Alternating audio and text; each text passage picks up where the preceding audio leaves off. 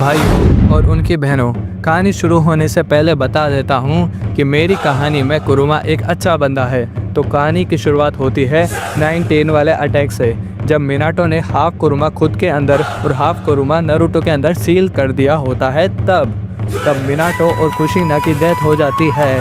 तब हमको मिनाटो को दिखाया जाता है कि वो रोने लगता है कुशिना और नारुतो के लिए। तभी मिनाटो कुरुमा से कहता है, तुमने मुझसे सब कुछ छीन लिया, मेरी वाइफ, मेरे बच्चा।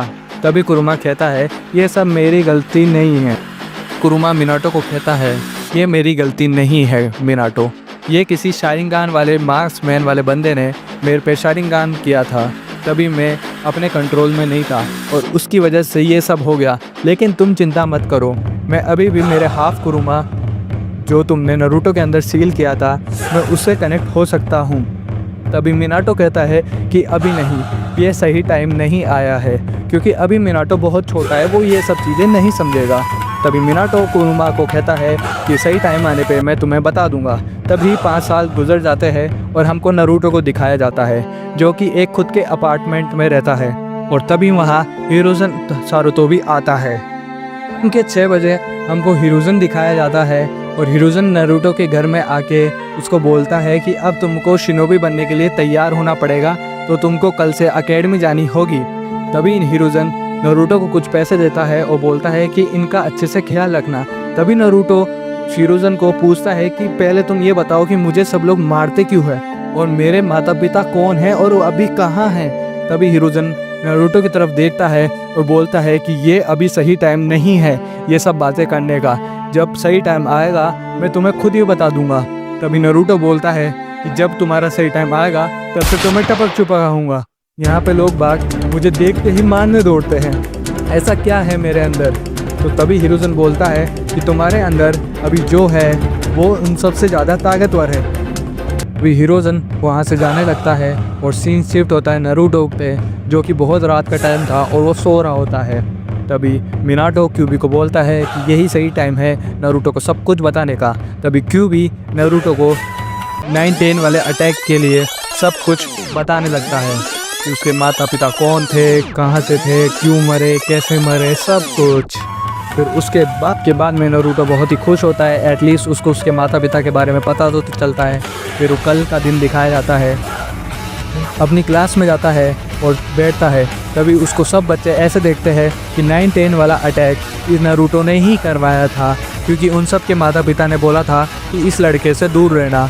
फिर इरुका वहाँ पहुँचता है और नारुतो को ऐसी आंखों से देखता है कि जैसे इसने ही उसके माता पिता को मारा है, क्योंकि 9-10 वाले अटैक में उसके माता पिता भी मर गए थे।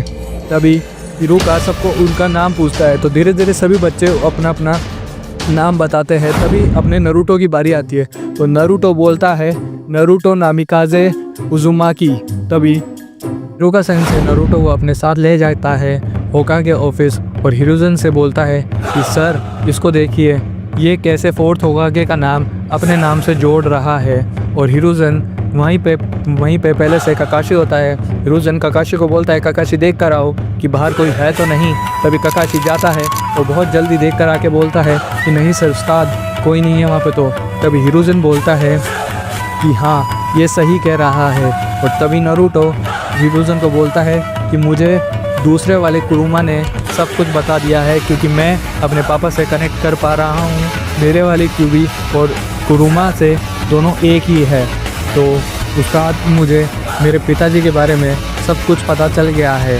तभी काकाशी बोलता है, मिनाटो सेंसेई तुम्हारे अंदर है, ये तुम्हें कैसे पता चल।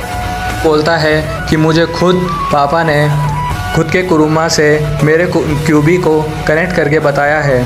तभी हिरोजन बोलता है, चलो अच्छा हुआ तुम्हें पता चल ही गया। मैं तुम्हें इसलिए नहीं बता रहा था क्योंकि मिनाटो के बहुत सारे दुश्मन हैं। अगर उनको पता चला कि उनका एक बेटा भी है, कि वो मिनाटो का कुछ उखाड़ नहीं पाए, लेकिन उनका खुद का दोस्त जुबाने के लिए वो तुम्हारे ऊपर हमला कर देते, इसलिए मैं तुम्हें नहीं बता रहा था। फिर इरुका सेंसेई बहुत ही मासूमियत सा चेहरा लेके खड़े होते हैं और बोलते हैं कि मुझे भी नहीं पता था कि तुम मिनाटो नामिकाजे के बेटे हो। तभी हिरोजन बोलता है कि तुम्हें अब ये बात पता चल गई, लेकिन अभी तुम्हें ये बात किसी को नहीं बतानी।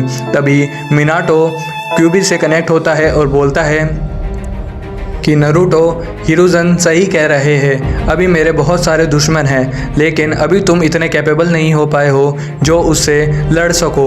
तभी काकाशी को हिरुज़न बोलता है कि अभी उसे बुलाने का टाइम आ गया है। तभी इरुका बोलता है किसे? तो हिरुज़न बोलता है जिराया सेंसेई। तभी मिनाटो कुरुमा से बुलवाता है कि हाँ उनको बुलाने की ज़रूरत है ताकि वो इस गेट को खोल सके और नरूटो को उनकी आधी पावर मिल सके।